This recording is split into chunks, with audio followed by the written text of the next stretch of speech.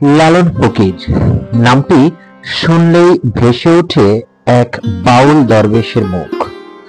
গলায় একতারা, মাথায় গামছা আর ঠোঁটে গান তার। কিন্তু সেই সরল চেহারার মানুষটির গানগুলো এতটাই গভীর যে আজও তার ভাষ্য কিভাবে বিশ্লেষণ করে গবেষকরা চমকে যান। লালনের জন্ম কোথায় তা নিয়ে অনেক মতভেদ আছে। কেউ বলেন কুষ্টিয়ার চাঁদপুরে, কেউ বলেন ঝিনাইদহে। জন্মস্থান নিয়েও মতবিরোধ রয়েছে।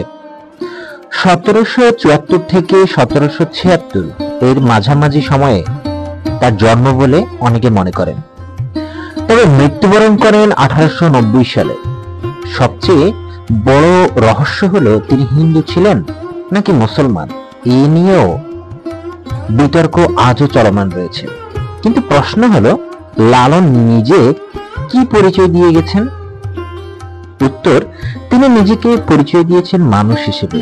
তার গান, দর্শন ও সাধনা সবই ঘুরে ফিরে মানুষকে ঘিরে। লালন সাধারণ অর্থে একজন সাধক ছিলেন। তিনি বাউল সম্প্রদায়ের অনুসারী ছিলেন এবং গুরু শিষ্য পরম্পরায় আধ্যাত্মিক চর্চায় রত ছিলেন। তিনি লালন বিশ্বাস করতেন মানুষ ভজলে সোনার মানুষ হবি, অর্থাৎ বাহ্যিক উপাসনার পরিবর্তে অন্তরের মানুষকেই অনুসন্ধান করাই প্রকৃত সাধনা। তার গানেও এই আত্মসাধনার ইঙ্গিত পাওয়া যায়। ঘোর বিনা গতি নাই রে ভাই, গুর বিনা গতি নাই। এখানে গুরু মানে শুধু ধর্মগুরু নয়, বরং একজন আধ্যাত্মিক পথ প্রদর্শক। লালনের সাধনার একটি গুরুত্বপূর্ণ দিক ছিল দেহতত্ত্ব। তিনি বিশ্বাস করতেন মানব দেহেই নিহিত আছে সব সৃষ্টির রহস্য। তিনি গানে বলেন, এই দেহের ভিতর পিঞ্জিরায় বন্দী এক পাখি, সে পাখি ধরা দেয় না, উড়ে যায় রাত্রি। এই পাখি হলো মানুষের আত্মা, তাকে চেনা, বোঝা, অনুভব করাই সাধকের কাজ। লালনের সাধনার ঈশ্বর বা সাই কোনো রূপধারী সত্তা নয়। তিনি ঈশ্বরকে অনুভব করতেন অন্তরে। যে সাইরে চিনি নাই রে, সেই সাইরে চিনি নাই। এই অজানাকে জানার চেষ্টাই তার সাধনার মূল ভিত্তি ছিল। সাধনা তো করতেন, কিন্তু তার গানে আর কথায় যেভাবে সমাজ, রাষ্ট্র, ধর্ম ব্যবস্থা, মানব মন, আত্মার অস্তিত্ব সবকিছুকে প্রশ্নবিদ্ধ করা হয়েছে, তা একে শুধু সাধক বললে ছোট করা হয়। লালন প্রশ্ন করেন, ধর্মে আছে জ্ঞান, কিন্তু জ্ঞানীর ধর্ম কোথায়?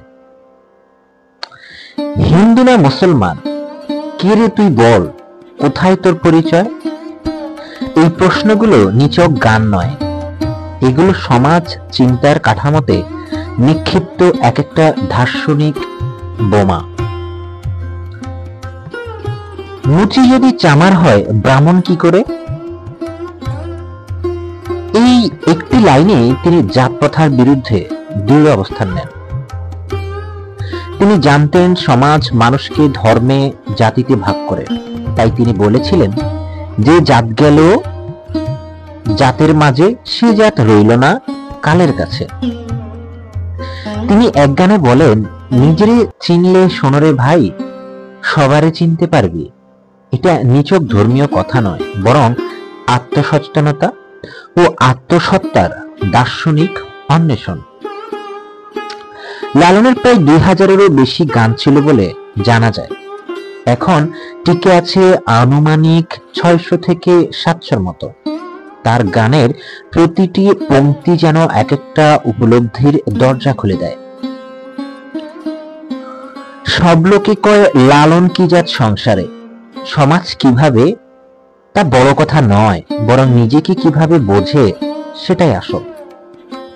আরেকটা গানে আছে, যেখানে সাই নাই নিজেরে দেখলাম। এখানে আত্মা, সত্তা, ঈশ্বর সবকিছুর উপস্থিতি খোঁজা হয়েছে নিজের ভেতরে। খাঁচার ভিতর অচিন পাখি কেমনে আসে যায়, এই পাখি শুধু আত্মা নয়, জীবনের প্রতিটি রহস্য এই গানে বিশ্লেষণ করে বোঝা যায় লালনের গানগুলো জ্ঞান তত্ত্ব, নীতি তত্ত্ব এবং অস্তিত্ব তত্ত্ব সহ আত্মসচেতনতার এক বিশাল দার্শনিক চর্চা ছিল এগুলো। আপনার মতে লালন কি সাধক না দার্শনিক, নাকি দুটোই একসাথে? কমেন্টে আপনার মতামত লিখে জানান। আপনাদের ভাবনা আমাদের পরবর্তী ভিডিওতে পথ দেখাবে।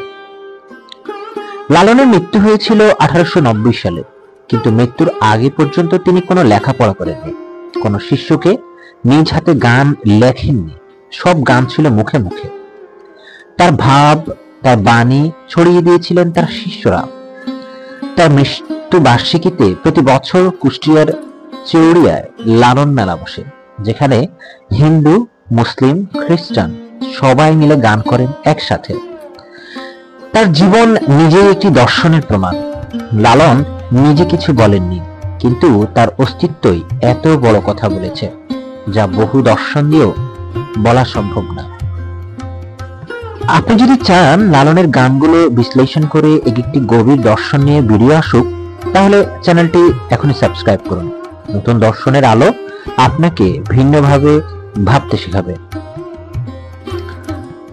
লালন ফকির ছিলেন সাধক, যিনি আত্মসন্ধানে মগ্ন ছিলেন। তিনি ছিলেন দার্শনিক, যিনি সমাজকে, ধর্মকে, মানুষকে প্রশ্ন করেছিলেন। তিনি ছিলেন শিল্পী, যিনি গানের মাধ্যমে দর্শনকে ছড়িয়ে দিয়েছিলেন। ধর্ম নয়, মানুষ ভজ, তাহলেই মানুষ হবে। এই একটা লাইনে আছে তার সম্পূর্ণ জীবন, সাধনা ও দর্শনের সার কথা। তাই আজও লালন ফকির বেঁচে আছেন প্রশ্ন হয়ে, উত্তর হয়ে, আলো হয়ে।